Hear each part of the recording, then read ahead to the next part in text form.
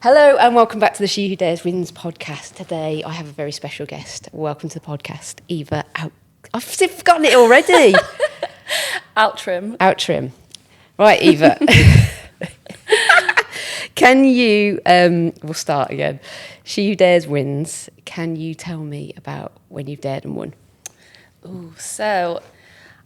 feel like there's been a few times in my life when I've had to dare. I'm quite a big believer in doing things that really scare you. So of all the great things I think I've ever done have come from a place of being really scared and then overcoming that fear and doing something cool. But I guess the biggest one and the one that people sort of know about me the most would be when I went on Alone back in 2022. If you don't know what Alone is, it's a Channel 4 survival show. So the show originated in America and they've got sort of 10 seasons over there. And the premise of the show is sort of 10 people. In the UK version, it was 11. Sort of stripped right back to basics. So everybody gets to pick 10 survival items, which they then take with them. And they're dropped in the Canadian wilderness individually, so on their own. And they have to survive for as long as possible with their items, living off the land, foraging, hunting, and just surviving as long as they can. And once they're done, either physically or mentally, they tap out. So they ring the production crew on a satellite phone. They say, "I'm done, you need to come and get me, please."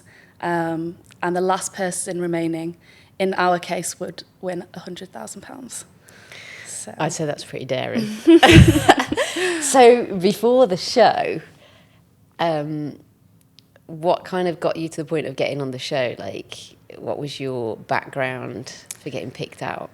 So I didn't really have any survival skills per se. I'd sort of done Scouts as a kid and really loved it. But Scouts is not cool as a 15-year-old girl. So, or it wasn't back then anyway. So I kind of gave it up and thought, oh, that part of my life is done. Went to uni, didn't really do anything outdoorsy particularly. What did you do at uni? I did philosophy at uni. Oh, okay. Which I did really enjoy. And I joined an ice hockey team. Okay. Which Having never played before? Yeah, correct. Love it. Just as I'm a big collector of experiences. So yes, that was sort of my thing at uni was ice hockey. And then left uni and sort of fell into the NHS. I did their graduate management programme just as something to apply for. I kind of panicked and thought, what do you do with a philosophy degree? I tried all different things in work experience, teaching, law, charity work, and none of it sort of felt right. So I just sort of fell into the NHS and then met a colleague through the NHS called Laura, who ended up being one of my closest friends. And she got me really into hiking and wild camping, bike packing, all stuff that I'd sort of heard about but never really tried myself. And I got just addicted overnight, really. So started hiking, wild camping on my own, posting a bit about it on social media. And that's sort of how I got contacted about Alone. I just received a DM off a random woman called Mimi through a casting company. Thought it was a scam, didn't think it was anything legit, but thought, I've got nothing to lose by replying. I'm not going to give her my bank details. So we'll see what happens. And then, it all just went from there, really. So deciding to go on the show, was that like a real off the cuff, like, hell yeah, let's just do this? So I originally said no. I was in the middle of trying to buy a house. I was about to go travelling in Asia. I worked full time. And the company, like the production casting company, couldn't really tell me much about the show. It was all very heavily under wraps. And they had a lot of hoops that they wanted me to jump through in terms of filming stuff to send them, attending interviews, going on like a 3-day testing your bushcraft skills thing, which I was like, I don't have any bushcraft skills. And I just said I was too busy. So I said no initially and thought, forget about that one. And then about 5 or 6 months later, they got back in touch and said, we're really struggling to cast women. We really liked sort of your story and everything you told us previously. We can tell you more about the show now. It's going to be in Canada, XYZ. And I just heard free trip to Canada and was like, Ding. Sure, that sounds great to me. I've never been to Canada. Sounds amazing. I'll join in. Didn't really know much about it. They said I needed to make sure I could leave work for 3 months. Okay. Luckily, I was on, they call it a bank contract with the NHS, which is kind of 0 hour. It's a bit of a funny one. So you get paid for all the hours you work. You can have as much time off as you want, but that's all unpaid. Okay. It's quite a rare type of contract. It was just sort of by fluke that I was on that kind of contract. But that meant that I could legally take the time off.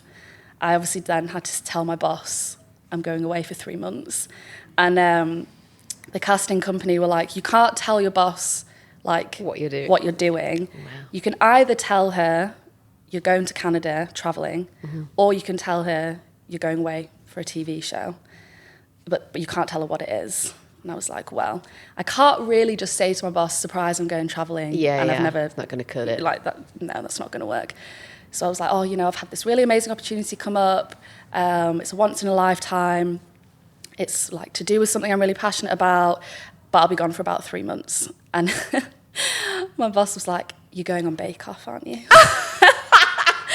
So far from it. No, Sharon, it's not Bake Off. She was like, I know you're bluffing, it's definitely Bake Off. I love that. I was like, okay, sure, we'll go with that. Yeah, you go and tell everyone else that I'm going on Bake Off. How different. So that was hilarious. So I left work and I had a very limited amount of time from finding out that I was being flown to Canada to actually leaving. Because I was so last minute, I was a reserve on the show. So I wasn't on the main cast list. I think I had about 2 weeks between getting the confirmation of you're going to actually getting on the plane. Wow. And a week of that I was in Greece Right. with my best friend on holiday. So I got the message of you're definitely going. Here's your budget to buy your 10 items. Pick off this list what you want to take. Here's the money in your bank account to buy all the stuff. Okay, So, you got to tell me what's the 10. What did you go with? So I was lying on the beach in Greece, like, oh my God, what the hell do I take? Right. What's a good axe? What's a good knife? I've never even used a proper bushcraft knife before. Scrolling through this list, half of the stuff I didn't even know what it was. But in the end, I whittled it down to, so you had to take a sleeping bag. That was a non-negotiable. Okay. Because of how cold it would get. And that was one of your 10. So down sleeping bag, an axe, a knife, a saw. But the saw was like a big, massive fold-out, like beastie saw. Like I've never seen a saw like it. Okay. It's ridiculous. A ferro rod, which is like a fire striker for lighting a fire. Fishing line, fishing hooks, a gill net, which is like a fishing net that you string out in the water. Okay. A cooking pot, like an aluminium cooking pot, and pemmican, which is like it's like a survival food that people used like thousands of years ago. So it's like a blend of like dried meat and fat. Oh, sounds lovely. And raisins. And I was randomly. You could only take, I think it was 750 grams.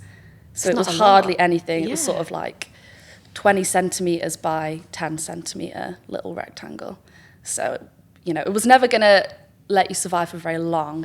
But I thought sort of mentally, if I know I've got some food with me, that's going to be less difficult than sort of rocking up and being like, trying to catch a fish day straight one. off the bat, Yeah, and, sort of with hindsight, that was a really good decision on my behalf. So, yeah, those were my 10. But I had no training or advice given on how to pick the items. I obviously did a bit of research into the American shows to see what they'd taken. Yeah. And everyone had always taken an axe, a knife, and a saw. So I was like, okay. So done. Those are the 3 definites. And then I just went rogue with the rest. I was like, I think it'll be fine. I mean, I had no intention of catching anything except for fish because I was veggie. I was like, oh, I don't know how I'm going to feel about killing. I mean, you know, fish, I knew that was going to be a challenge anyway, but I personally felt that would maybe be easier than killing other types of animals. Yeah. So you get out there. Yes. You're a reserve. The mindset is not you're going in there. It's kind of just like, I'm here to enjoy the training. Yeah. And, you know, if something happens. Yeah. So the training then, what was that like? Is that intense? This is how you're going to survive? We all kind of thought it was going to be that. You know, we'd kind of been told, we'd all been quite honest with the crew. Like, we all had different skill sets. Some of us had done like game butchery. Some people had done bits of bushcraft. A lot of us hadn't really fished before. So we thought there was going to be a lot of survival training involved. But what it ended up being is mostly camera training. Obviously... Get the priorities right. Well, exactly, yeah. Like, for all of us, we were there for, like, this adventure of a lifetime and to experience something really unique. But for the people, like, around us and looking after us, they were there to make a TV programme. Yeah. So slightly conflicting interests at times. I mean, we got to, like, day 8 of the training, and it was 10 days. And, you know, we'd been talking about, like, building shelters and, you know, like, felling trees for firewood and stuff. And someone just went, so how do you actually fell a tree? And the production crew sort of looked at each other and they were like, do you guys not know how to fell trees? And we were like, no. Nobody knew how to fell a tree. And we were all just kind of a bit like, ooh, like, they were going to drop us in the wilderness. Like, oh, go and fell some trees, and none of us had done it before. And I think the difference is, you know, the concept of alone is American, but in the American series, the sort of premise is that they're all experts. So all of those people are hardcore survival experts. You know, their jobs are like polar bear hunter, or like they've lived with like an Inuit tribe for like 5 years or something. So there's that, and then the UK version is, I did scouts when I was 10. Yeah, literally. Like, the contrast is insane. So they've taken this premise of a show, which is like hardcore experts, like the best of the best in the field. Yeah. And then they've applied it to Brits, but sort of given it this different spin of like, we want ordinary people to be doing something extraordinary, but then maybe didn't quite give us the learning or the skill set in that training week to maybe do as well as we could have. But that's a whole other story, you know. Okay. I quite almost like the fact that I got to go with a minimal skill set. Yeah. And still, you know. It's more true to I guess, what people are expecting to see on the show, I think. Yeah, I think so. And I like to sort of say that if I could do it, then most people could have a good crack at it. Yeah. Yeah. So you weren't going on the show, you were just a stand-in as such? Yes. What happened?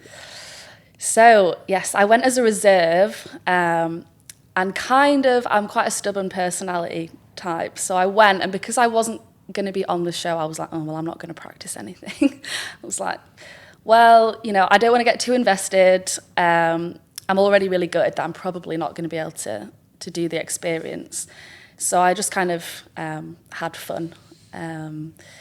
Did bits and pieces, but for the most part, just messed around. And, you know, the days ticked by, no one was dropping out, and it got to what they called infill day. So everybody had their locations selected for them and their transport types. It was seaplane, helicopter, or boat, and everybody started getting dropped off. And me and the male reserve had decided, you know, what song we were going to sing for karaoke in the bar that night, and had just resigned ourselves to the fact we were going back to the UK in a few days' time. And then all of a sudden, all of the production crew were scrambling around, listening to their sort of earpieces, and told us we needed to get back into the outfits that we'd selected to be dropped off in. No further information. And then all of a sudden I'm pulled to one side and told, something's happened, we can't tell you what it is, but you've got 5 minutes to decide if you're going in or not. So text your mum and tell her you're not home in 3 days, as she thought. So yeah, I just text as many friends and family as I could. I'm not going to be home, I'm actually doing the show, and I'll see you whenever I see you, which is in, I don't know how long. And that was it. I was bundled into a helicopter. They got me to choose my song to sort of hype me up. Okay. So I chose Destiny's Child, I'm a Survivor. Nice. Nice. So that was like blasting. Yeah. And I'm like kind of crying, kind of like, What's going just on? in total shock. Thought I was going to be in Heathrow in 2 days, but I'm going to be in the wilderness of Canada. And that was the beginning of my journey. So where did they drop you?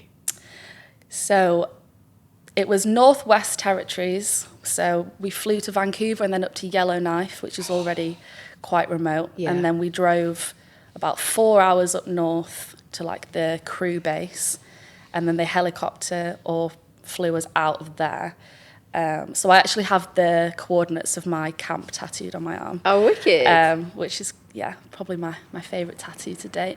But yeah, it was on a tributary of the Mackenzie River. Right. So I think the closest civilization was like a minimum of 50 miles away. Okay.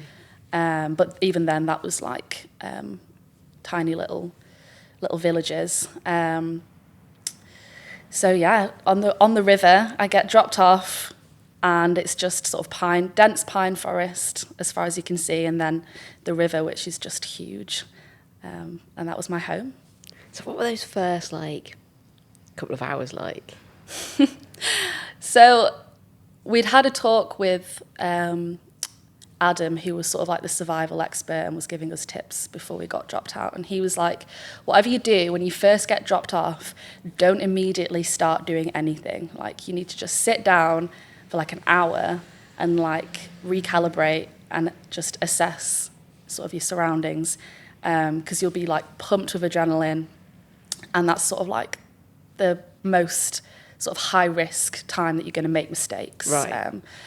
If you injure yourself, you're getting taken out and you're going home. So you don't want to be injuring yourself, in the morning of day one. So that was sort of in the back of my mind when I got dropped off. So the helicopter flies off and you have to be filming everything. So I've got the cameras running, but I'm just like, okay, I need to sit down. So I sit down. 30 seconds later, I'm standing back up, and then I'm like, just sit down and look around. And it was so difficult. I think I managed maybe 20 minutes rather than the full hour. But it was just the adrenaline, new surroundings. You're thinking, I'm in a survival situation, surely I need to get going and finding stuff. And So that does kick in straight away. yeah, I did feel like that. I think if it had been based in a country without animals like wolves and bears, I maybe would have felt differently. But I feel like your senses are suddenly heightened. You're very aware that you're sort of relying only on yourself. And, there was a certain competitive element. The whole thing was a competition. Last the longest. And you're also aware that however you perform is going to be broadcast to the nation. God, there's so much to think about, because this is truly alone. Like, I know that's the title of the show, but there's no crew with you. On a lot of these shows, there's a professional crew. Yeah. And before I went, my mum, was really stressed. Oh, what if something happens? What about the bears?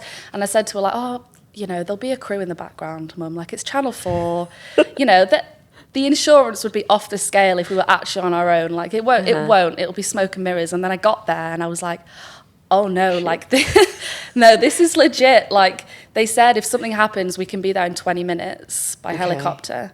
But that is the fastest. A bear's not going to sit around for 20 minutes. Absolutely not, no. And there's bears, but you're using sharp tools, axes, knives, saws. You're lightheaded because you've not eaten and you're tired. Like, I was more concerned about slipping and knocking myself out. Physically hurting yourself. Yeah. What was I got to ask you this, because I went to Yellowstone, and whilst we were there was a lot of training videos on.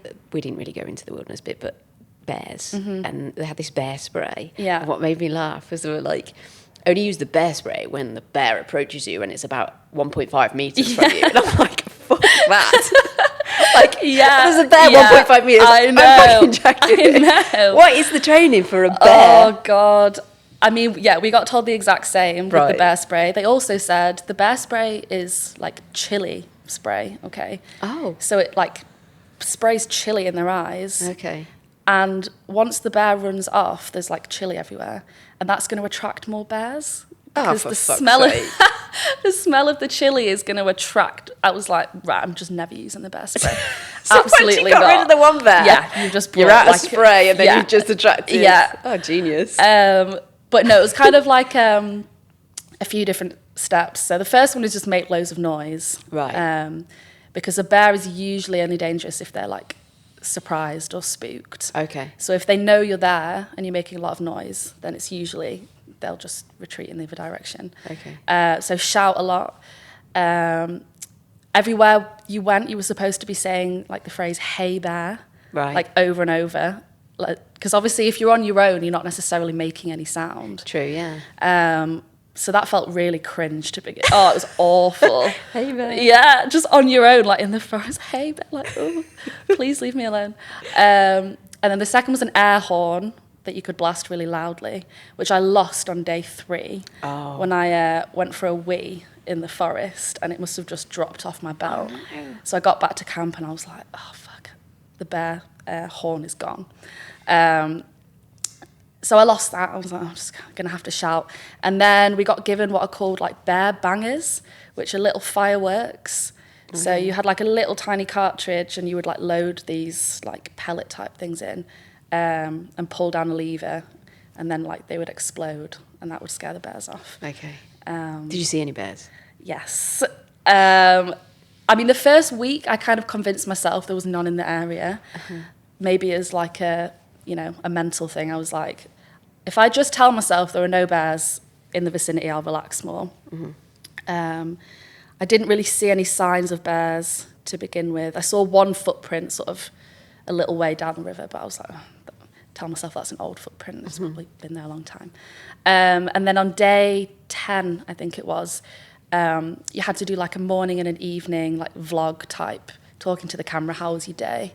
And I was actually talking to the camera and saying, like, before I came out here, I really wanted to see a bear. I thought it would be a really cool experience. But now that I'm here, I'm already so stressed. Mm-hmm. And I'm really hungry and I'm tired. Like, I don't need the additional, like, stress of seeing a bear. So I actually said to the camera, like, bears, just leave me alone. Like, I do not want to come across a bear. And then I switched the camera off and I'm like, right, I'll have a couple of minutes. The sun was setting. I'll go to bed in a couple of minutes. I'll just take in the view. And then I literally, out the corner of my eye, saw something moving. And there's a bear walking up the riverside towards my camp. And I was like, oh my God, holy fuck, oh my God. And obviously the training that Channel 4 gave us kicked in because I'd managed to turn the camera back on. Right. And I'm like, trying to get it into focus, and I'm like zooming in, zooming out, and then I get like a snippet of the bear and I'm like, that's enough. So I just like throw the camera on the floor. I'm like, I'm not filming it walking towards me, that can go. And then I just like set off like 5 of these fireworks. I was just like, I think after the first one it turned around. Oh, right, okay. But I was just like letting them all off. I was like, that needs to go. So yeah, it did run off. It probably got within like, I don't know, 50 meters of me. So that's enough, right? Plenty, yeah. But then I didn't sleep for like 5 days. What was your sleeping? So you get a sleeping bag. Yes. Have you got to make your own? So you have to make your own shelter. You get given a plastic tarpaulin, which you're told is to protect the camera equipment. Oh, lovely. But I was like, everybody used it as part of their shelter. Yeah. Everybody else on the show makes something quite impressive. Right. Okay. Like lean-tos, A-frames, they fell trees. And I just got there and was like, my bread and butter is camping, right? Uh-huh. I'm in a tent. Yeah. And I'm like, well, even on Everest, people sleep in tents. Yeah. It's like a thin bit of fabric. I don't want to waste the energy and the calories and the time, like, soaring down trees and building some big shelter when, the only thing it's going to protect you from is a bear for about an extra 1 minute. Yeah. And bears aren't really, they're not interested in coming into a shelter anyway. They don't necessarily want to be near human beings. So I just strung my plastic tarpaulin up along a piece of paracord, like as a tent and just slept in. It works, right? And it was fine. Yeah. Like, you know, I could have built something. I kind of knew the theory of how to build a few different types of shelters, but I would have just been doing it to visibly show that I knew how to do it rather than because it was necessary. Yeah. So I didn't bother. I like that mindset. It's like, do what you need to do. Yeah. So then, like, when did it start to become really hard? I have a really vivid memory of reaching day 8. And the first week kind of went by in a blur. Every sort of 7 or 8 days, a medic would come out and do all your vitals to check that you were kind of okay. Mm-hmm. They wouldn't talk to you. They would just do sort of your blood pressure. You could stand on a weighing scale, and they'd take your blood sugar and stuff like that. So that was sort of like a marker. And I remember them coming out on day 7 and then leaving and waking up on day 8 and being like, fuck, this is actually really hard. And it wasn't even so much like the physical element. Like when you've not eaten for a while, it's awful for a few days, and then I think your body kind of readjusts to an extent. So you don't feel hunger in the same way. You're probably just operating at a much slower pace. But like the isolation element, I just found really difficult. Mm-hmm. And I think a lot of the other contestants would say the same, that if they'd been offered like a full roast dinner or like an hour-long conversation with anybody, like the most boring person in the world, they would have taken the conversation 100%.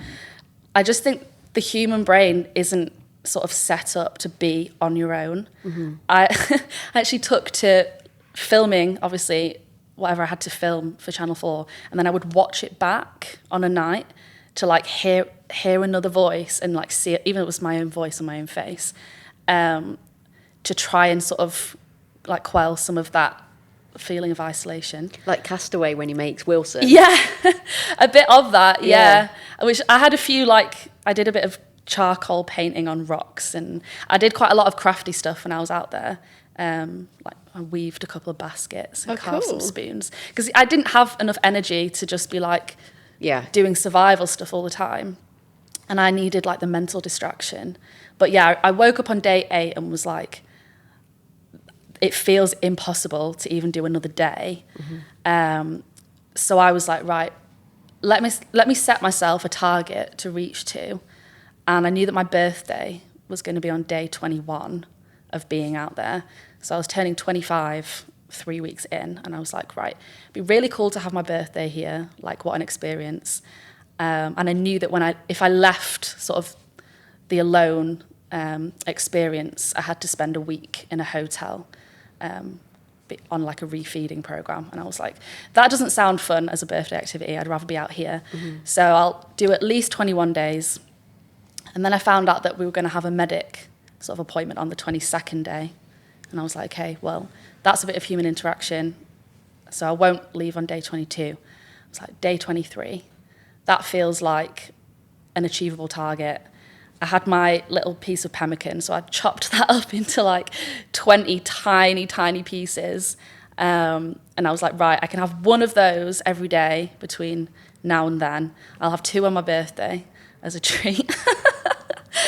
But if I give myself day 23 as a target and just sort of grind away at every day, then that'll make it more manageable. And that's how I did it. So I picked, people say, oh, like, what was it about day 23 that made you leave then? And I was like, I picked day 23 sort of weeks before as like, that's going to be my end goal. And like, every morning I would wake up and put a notch in the back of my axe as like another day ticked off. And yeah, that was the way that I managed to do it. Just I love that. It's like takes you right back to basic. Yeah. Of like resetting the mind, but also controlling things. Mm-hmm. They talk about surviving is all about initially it's in the head. Like I think massively. When I was listening to Megan's audiobook, Megan Hainu's the podcast should be released before this one. She talks about how it's mindset. Like she's been out with people that have all these skill sets and they don't necessarily survive as well as, say, like a new mom or someone who's never done a lot, but their mindset is they're in a better place to survive. Absolutely. Because it's all about these small little things that get you through. So with the food then, So you're vegetarian, so you didn't really want to go and hunt stuff, and that must take a lot unless something falls in your lap. Yeah. When was kind of like your first like catch, or were you instantly able to get food, or how did that happen? It's quite funny you say first catch, because fish-wise, I caught one fish. Okay. So the first catch was the only catch of fish. Okay. I think that was like day 4. It was really early on. Right. And I had the gill net out, which is like the fishing net, which you sort of string, you know, it needs to float at the top and be weighted at the bottom. So you sort of tie rocks along the bottom of this net, and then you tie it along a big long stick on the top. And you have to choose where you put it and position it. And I would drag it in every morning. And it was empty. And it was often usually tangled as well, because fish had got in it and then escaped, but tangled all the net up. So one of my tasks nearly every day was like undoing all of this net and tying the rocks back on. Day 3, there was a big fish in it. And that was incredible. Quite difficult, you know, I hadn't killed anything before. But I sort of felt like this is what I came here to do. Mm-hmm. But it was day 8. The day that I said I woke up and was like, this is really hard, I just mentally was super drained. I was like, right, today I'm not even going to leave my shelter. That was one of my tactics, actually, staying in bed as long as possible to try and make the days feel shorter. I was like, I'm not even going to really film anything, like screw Channel 4. I'm not going to film anything today. And it got to, I don't know, midday or something, and I was like, right, I'll go out and I'll drink some water, I'll go for a wee, and I'm going to get back into bed, because I was just miserable. So I got out, walked down the riverside, had a drink of water, and then I looked over at my gill net, and there was something grey, like floating on the top. And I was like, oh my God, is that a fish? And I walked over and I was like, this looks like a really weird fish. And then as I got closer, I realised it was a duck that had got wrapped in the gill net. Right. So it had swum under the water and got trapped, and it was all tangled in the net. And it was still alive. So it's floating on its back and quacking at me. And I'm just stood there. And my initial reaction is like, for fuck's sake. Like, I'm so tired. It sounds bizarre. I wasn't like, yes, this is... You were like, not today. Eat. Yeah, I was like, I can't believe I have to decide what to do with this now. And my initial reaction was actually, I'm just going to cut it free, let it go, not film it, and just be like, be free. Like, I can't be bothered. But then I remembered that before I went, my dad was really adamant that I should like practice killing something before I went. He was like, I'll get a chicken from somewhere.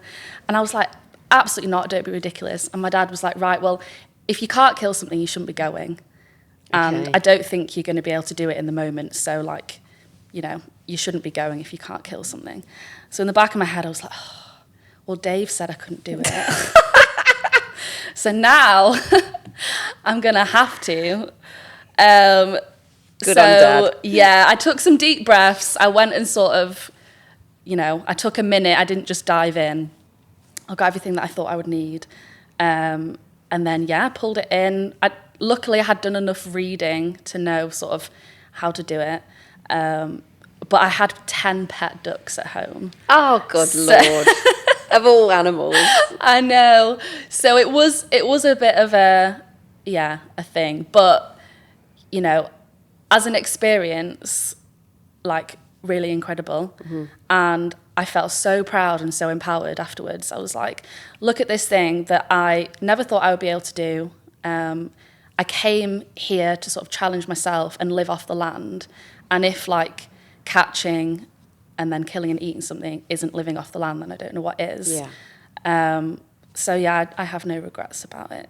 That's awesome. And how was the duck? Incredible. It was so good. I mean, yeah, preparing it was like messy and not that great. But as soon as you've like got it down to like the pieces, it just looks like Chinese shop duck. Did that give you a pickup? Was that like a... Yeah, it did. Although what I will say, if you've not eaten for a while and then you eat, then you're suddenly really hungry. Oh. So I like rationed it out over, I think, 2 or 3 days. I didn't eat it all in one go. but then I was really hungry again. Wow. And emotionally as well, when I wasn't eating, I was super flat. Okay, so if I didn't eat, emotionally, I felt really numb. And then as soon as I ate, I was just suddenly like bawling my eyes out all the time. It was almost like when I wasn't eating, my body didn't even have the energy to process emotions or anything like that. And then as soon as I ate, it was just like, oh, I miss my family and I miss my friends. And I'm like reevaluating all of this stuff back at home because you have so much time to think. And all of these like really difficult sort of memories of stuff before like started bubbling up. And I know a lot of the other contestants had a similar experience. So I lost my childhood friend to suicide when I was 18. Oh, wow. And that was like really at the forefront of my mind, like the whole time I was out there. I don't think I ever really processed it or came to terms with, and this was sort of like maybe 6 years on, right, when I was on alone. But it felt like a year. It didn't feel like 6 years at all. But what I have found since is sort of that heightened emotional experience. It was almost like a sped up version of like processing all of that stuff. And do you think that is because literally everything's stripped away? Mm-hmm. That it's you in the most natural, basic form, that the mind then has time? I think time and space, because what I really found was, in the modern day, you have infinite opportunities to distract yourself, right? Yeah. So you have your phone with like infinite information and entertainment on it. You've got books, you've got TV. When I was out there, we weren't allowed to take a book or a pen or paper or music. So there was absolutely nothing to distract yourself with. And it's almost like giving your like brain that space without distraction is just really, I don't know, it felt healing. It did. The first few days, that was maybe the most difficult bit, not having a phone or readjusting, but quite quickly I didn't even think about it. So yeah, I would say lack of distraction, which doesn't really feel like something that's possible. Like I've come back, into society, and I was like, I'm going to barely be on my phone, and I'm going to practice this kind of like meditative, non-distraction type thing again. No. Because it's so freely available, isn't it? Yeah. And your brain craves it. It's a dopamine drug. Yeah, absolutely. So when you're stripped of that, like what did it teach you anything, or did you learn anything about yourself? I think probably the biggest lesson was that just because, so how to word it? An experience can be like really enriching, and like you can learn a lot, and it can also be awful at the same time. I think I came home and a lot of people were like, was it incredible? Like, it sounds amazing. And I was like, well, it was. And, there were times when I was like, this is amazing. But I would say probably more of the time I was like, this is awful. Like quite traumatic, like parts of the time. But, I came away from it, and it took a bit of time. I don't think I like initially learnt the lessons, but now if I'm in a queue in the supermarket and I'm like feeling impatient, I'm like, it used to take me 4 hours to boil a pan of water to be able to drink something. To drink some water was like, go and fell a tree, now drag it all the way along the riverside, chop it up, light your fire, go and collect some water, boil it for a minimum of 2 minutes, then wait for it to cool down, and now you can have a drink of water. You can wait 2 minutes for Janet to get through the self-checkout. Exactly. So, yeah, I think patience was a big one, definitely.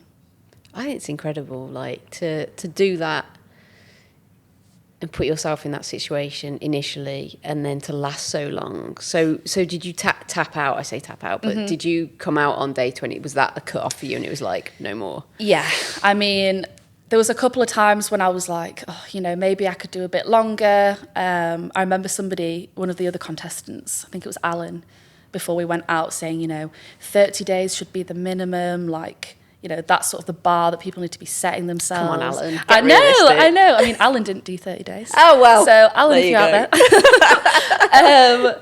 But no, I mean, day 23, I was like, I think it was day 20. I was like, right, if I catch one more fish, I'll last till day 25. Okay, so you'd have extended that. I would have extended if I caught something. And then I was checking the gill net and I was actually like, please don't let there be a fish in there. Mentally you tapped out. So I'm like, the fact that I was hoping there wasn't anything in the net to me was like, right, day 23 needs to be it.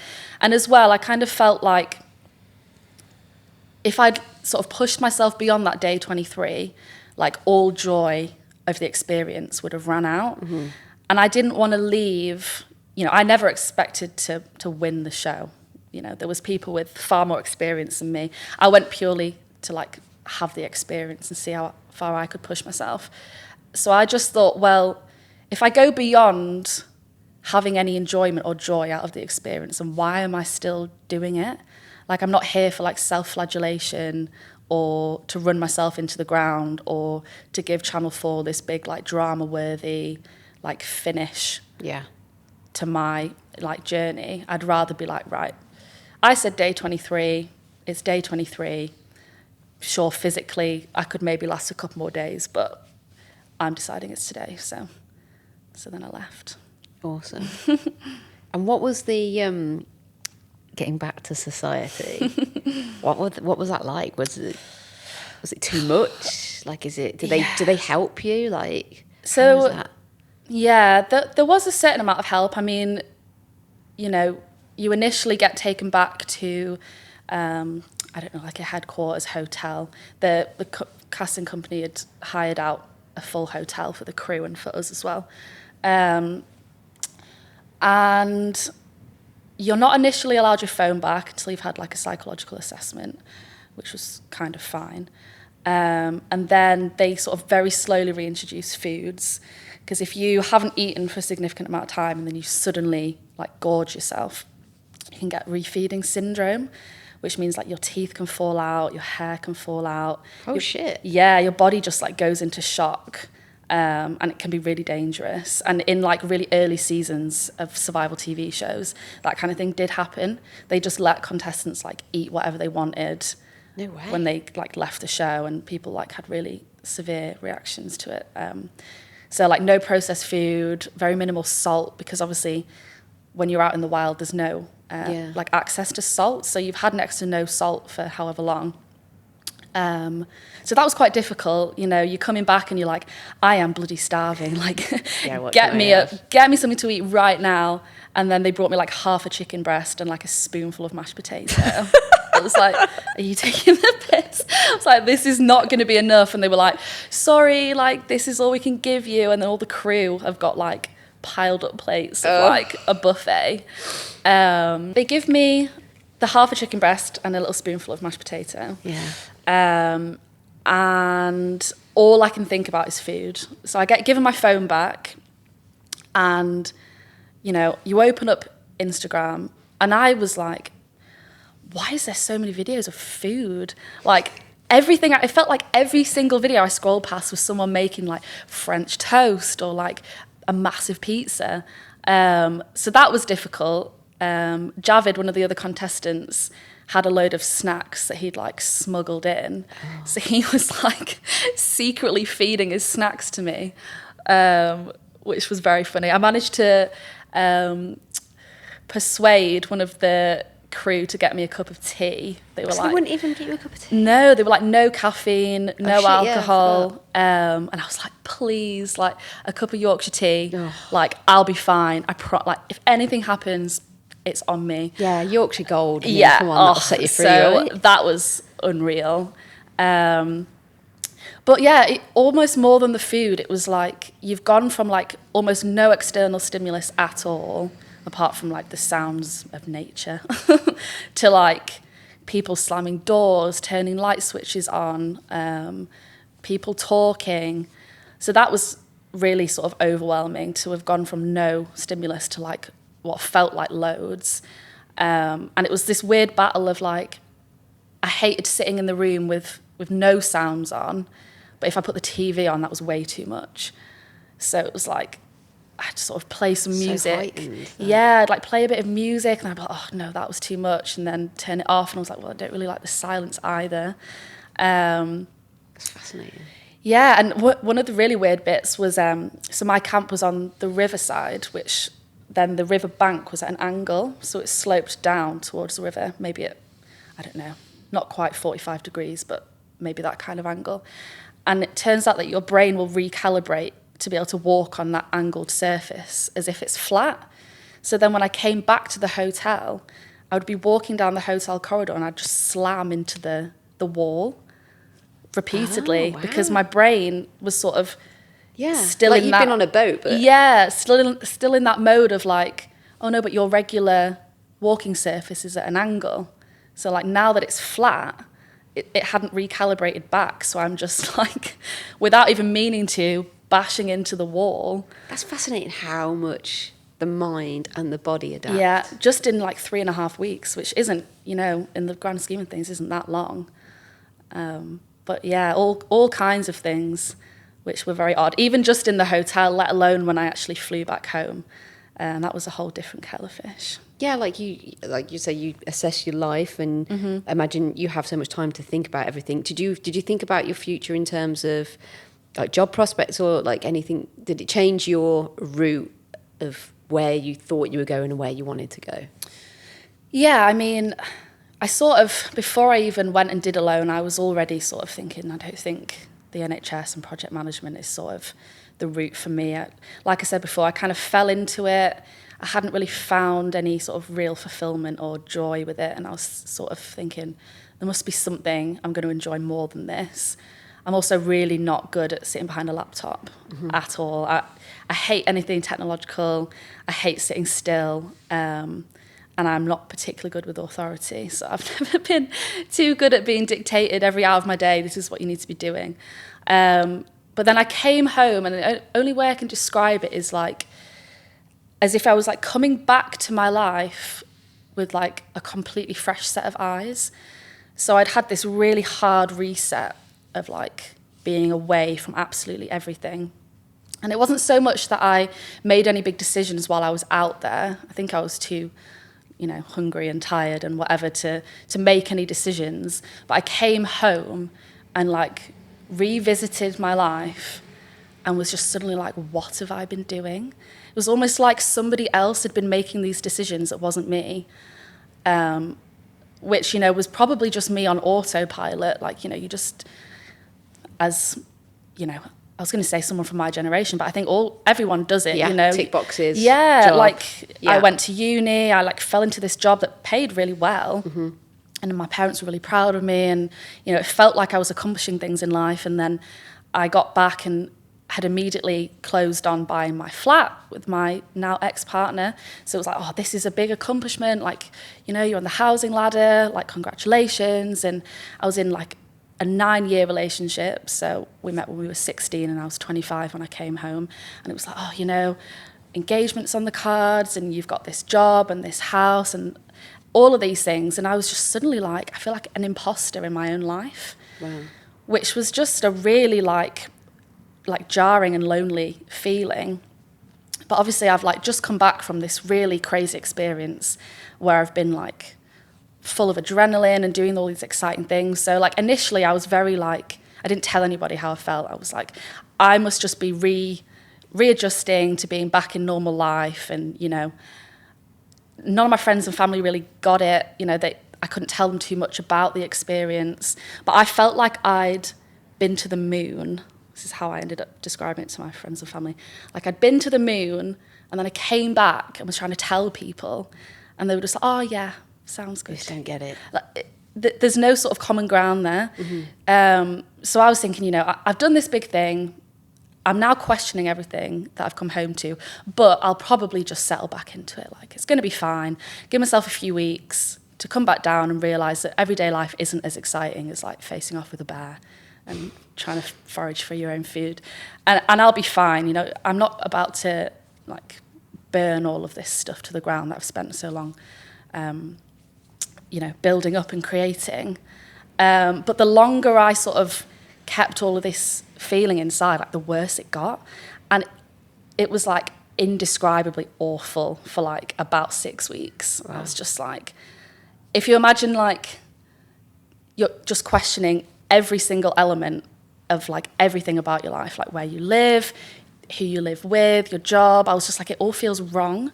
But like, how do I go about like, A, deciding if it is definitely wrong? Because if I blow all this apart, like there's no coming back from that. And B, if I do decide to like wipe the slate clean, like how do you start rebuilding when it feels like you need to start from scratch? So within 6 weeks of sort of getting back, I called it off with that partner. I handed my notice in at work, and very randomly ended up on a plane and went hiking in Jordan for 10 days, which was sort of an out of the blue, it was like a PR trip, which I hadn't even applied for, but sort of felt like the universe handing me this, like, you know, go away again from your life for 10 days, take a deep breath, and then come back and sort of start building things back up, which, you know, I've lost a quarter of my body weight when I was away. I felt just totally unhinged from reality, if I'm being honest, for about 2 or 3 months. Wow. And yeah, I did all the classic, you know, newly single, drinking a bottle of wine a night and being miserable for a while. But I kind of always felt from making that decision and the job decision, like, even though I was sad and it was difficult, like, it felt like it was my decision. Yeah. And I wasn't on autopilot anymore.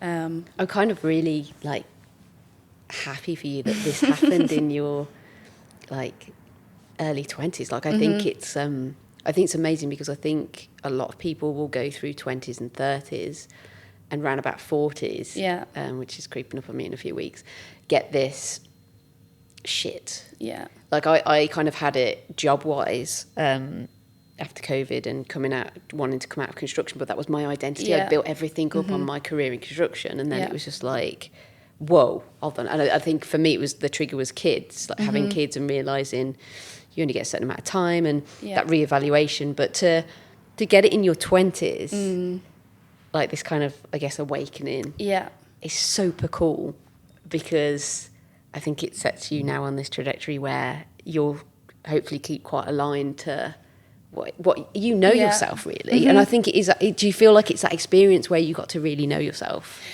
Yeah, I think, you know, having to rely just on myself, there was no sort of like outsourcing of any responsibility. So it was almost like knowing that I could do it all myself gave me that confidence to be like, okay, this is going to be really difficult, and it's a massive unknown, you know. The flat that I've bought is in my hometown. It's like 10 minutes from my parents.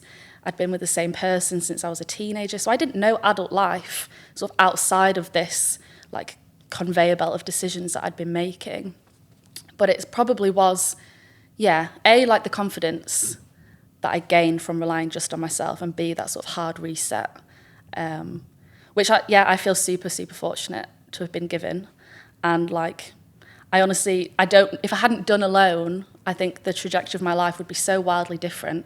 I actually still now, 2 years on, occasionally have a moment where I feel like I'm like existing in this like parallel universe of like, you know, those books you would read as a kid, and it was like an adventure book, and it was like, oh, if you're choosing route A, like flick to this page, or if you're choosing route B, flick to this page. Like, I almost feel like that in my own life. Like, I chose route B, but there's still like this parallel universe where I like didn't go to Canada, and like all of those decisions just carried on. It's fascinating, isn't it? How one decision can change someone's life. And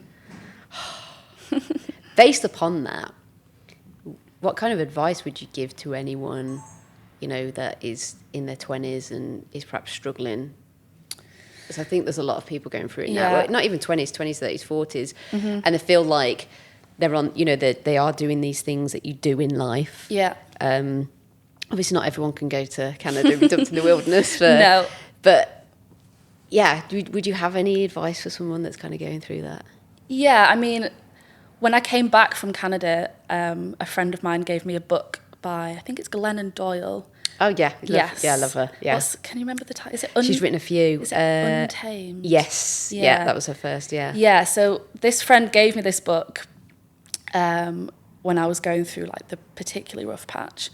And there's a section in that book where it talks about like imagining the most joyful life that you could possibly offer yourself, right? So it's not about like the most impressive or the most successful. It's like, regardless of everything, every type of logistic, everything that I'm like tied into or connected to right now, if I was to take myself out of that and imagine for me, like not based on anyone else's expectations or anything else except for what I want, what would my own most joyful life look like? And if it's not the scenario that you're in right now, then you know that you need to start making some changes. Yeah. Because like everybody, regardless of your situation, I think like there is an opportunity to introduce more joy into your life. And for me, I was like, okay, you know, I came back from Canada and none of that was my most possible, like, none of that was fitting into my most joyful life that I could possibly offer myself, right? I was like, you know, you have to think really big. So I was like, my most joyful life would be being outside more, in however that would look. It would be being surrounded by like this type of person and, you know, I don't know, just existing in a way that isn't conducive to what I'm offering myself right now. And I think people just are afraid to think that big, especially like you're on that conveyor belt of decisions that makes it feel like you're tied into your current circumstances. Try and let yourself mentally think outside of it. And yeah, what can you do small stepwise to sort of start integrating that most joyful possible life and making it a reality? Awesome. Listen, I think you're an absolute incredible inspiration for everyone and anyone. Thank you. Yeah, I'm so excited to see where your journey goes now. I know you're doing bushcraft and you've got your own business where you take people out and immerse them in your experience. We'll put all those links in the description. And thank you for sharing your story. Thank you so much.